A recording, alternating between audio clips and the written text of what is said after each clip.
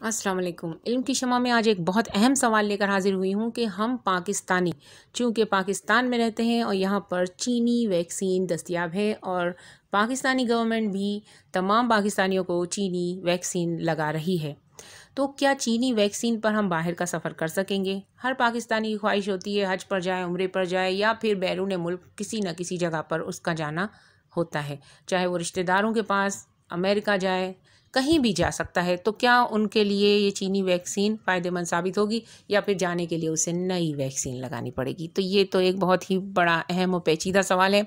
आज की इस वीडियो में इसी सवाल पर बात करेंगे। चीनी वैक्सीन पर सफ़र, वज़ीर आज़म मशरिक़ वस्ता के ममालिक से खुद बात करेंगे।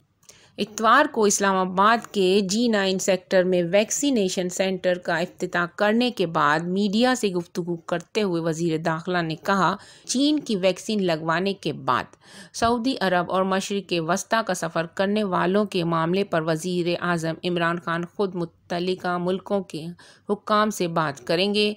पड़ोसी मुल्कों के मुकाबले में पाकिस्तान में वैक्सीनेशन काफ़ी बेहतर है, कम से कम मुद्दत में वैक्सीनेशन मुकम्मल कर लेंगे। दुनिया वैक्सीनेशन की तरफ जा रही है। पहले वैक्सीनेशन के खिलाफ प्रोपेगेंडा हो रहा था। चीन की वैक्सीन लगवाने वाले पाकिस्तानी मुसाफिरों को मुख्तलिफ मुल्कों में पेश आने वाले मसाइल पर एक सवाल के जवाब में शेख रशीद ने कहा कि साइनोफार्म ज़बरदस्त वैक्सीन है। चीन की हुकूमत के ताउन को सल्यूट करता हूँ।